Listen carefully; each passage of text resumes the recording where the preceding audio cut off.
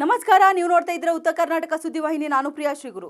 ರಾಷ್ಟ್ರೀಯ ಕಾನೂನು ಸೇವೆಗಳ ಪ್ರಾಧಿಕಾರದ ನಿರ್ದೇಶನದಂತೆ ಡಿಸೆಂಬರ್ 14ರಂದು ಬೀದರ್ನಲ್ಲಿ ಬೃಹತ್ ಲೋಕ್ ಅದಾಲತ್ ಹಮ್ಮಿಕೊಳ್ಳಲಾಗಿದೆ ಎಂದು ಬೀದರ್ ಜಿಲ್ಲಾ ಕಾನೂನು ಸೇವೆಗಳ ಪ್ರಾಧಿಕಾರದ ಸದಸ್ಯ ಕಾರ್ಯದರ್ಶಿ ಹಾಗೂ ಕಿರಿಯ ಸಿವಿಲ್ ನ್ಯಾಯಾಧೀಶರಾದ ಪ್ರಕಾಶ್ ಬನ್ಸೋಡೆ ತಿಳಿಸಿದರು.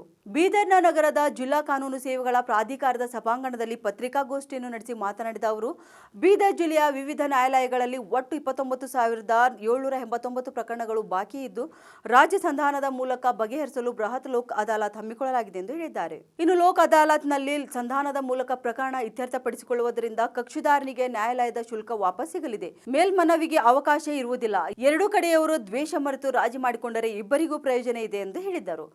ರಾಷ್ಟ್ರೀಯ ಕಾನೂನು ಸೇವೆಗಳ ಪ್ರಾಧಿಕಾರ ಮತ್ತು ರಾಜ್ಯ ಕಾನೂನು ಸೇವೆಗಳ ಪ್ರಾಧಿಕಾರದ ನಿರ್ದೇಶನದಂತೆ ದಿನಾಂಕ 14/12/2024ರಂದು ಬೃಹತ್ ಲೋಕ್ ಅದಾಲತ್ನಲ್ಲಿ ಜಿಲ್ಲೆಯ ಎಲ್ಲ ನ್ಯಾಯಾಲಯಗಳಲ್ಲಿ ಪ್ರಸ್ತುತ ಚಾಲ್ತಿಯಲ್ಲಿರುವ ಆಸ್ತಿ ಪಾಲು ವಿಭಾಗ, ಜೀವನಾಂಶ, ಚೆಕ್ ಬೌನ್ಸ್, ವಿದ್ಯುತ್ ಪ್ರಕರಣಗಳು, ಕಂದಾಯ, ಅಪರಾಧಿಕ ಪ್ರಕರಣಗಳಲ್ಲಿ ರಾಜಿ ಮಾಡಿಕೊಳ್ಳುವಂತಹ ಪ್ರಕರಣಗಳು, ಕಾರ್ಮಿಕರ ಪ್ರಕರಣಗಳು, ಬ್ಯಾಂಕ್ ಪ್ರಕರಣಗಳು ಹಾಗೂ ವ್ಯಾಜ್ಯಪೂರ್ವ ಪ್ರಕರಣಗಳನ್ನು ರಾಜ್ಯ ಸಂಧಾನದ ಮೂಲಕ ಇತ್ಯರ್ಥ ಮಾಡಲು ಅವಕಾಶ ಇರುವುದರಿಂದ ತಾವುಗಳು ಈ ಬಗ್ಗೆ ಸಾರ್ವಜನಿಕರಿಗೆ ಹೆಚ್ಚು ಪತ್ರಿಕೆಗಳಲ್ಲಿ ಮತ್ತು ದೃಶ್ಯ ಮಾಧ್ಯಮಗಳಲ್ಲಿ ಪ್ರಚಾರಪಡಿಸಬೇಕೆಂದು ಕೋರುತ್ತೇನೆ. ಈ ಹಿಂದೆ ದಿನಾಂಕ 14/9/2024ರಂದು ರಾಷ್ಟ್ರೀಯ ಲೋಕ್ ಅದಾಲತನ್ನು ಹಮ್ಮಿಕೊಳ್ಳಲಾಗಿದ್ದು, ಸದರಿ ಜಿಲ್ಲೆಯಲ್ಲಿ ಒಟ್ಟು 17,485 ಪ್ರಕರಣಗಳನ್ನು ಕಳೆದ ಲೋಕ್ ಅದಾಲತ್ನಲ್ಲಿ ಇತ್ಯರ್ಥಗೊಳಿಸಲಾಗಿದೆ. ಅವುಗಳಲ್ಲಿ 6,797 ಪೆಂಡಿಂಗ್ ಪ್ರಕರಣಗಳನ್ನು ಇತ್ಯರ್ಥಗೊಳಿಸಲಾಗಿದೆ ಹಾಗೂ 10,688 ವ್ಯಾಜ್ಯಪೂರ್ವ ಪ್ರಕರಣಗಳನ್ನು ಇತ್ಯರ್ಥಗೊಳಿಸಲಾಗಿರುತ್ತದೆ.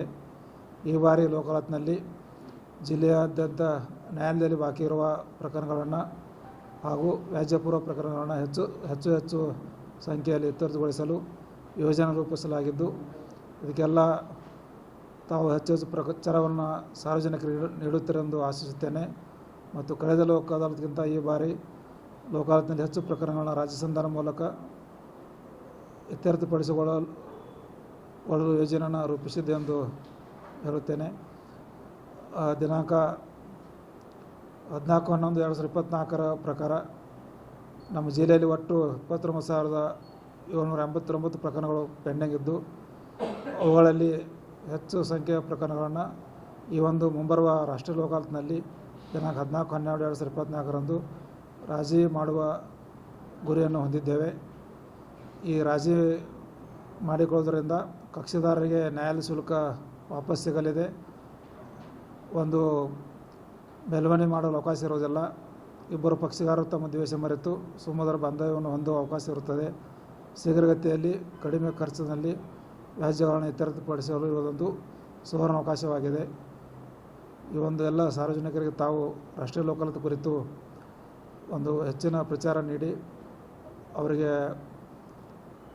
ಲೋಕ್ ಅದಾಲತ್ನ ಲಾಭ ಪಡೆದುಕೊಳ್ಳಲಿಕ್ಕೆ ತಾವು ಕೂಡ ಸಹಕರಿಸಬೇಕೆಂದು ವಿನಂತಿಸುತ್ತೇನೆ.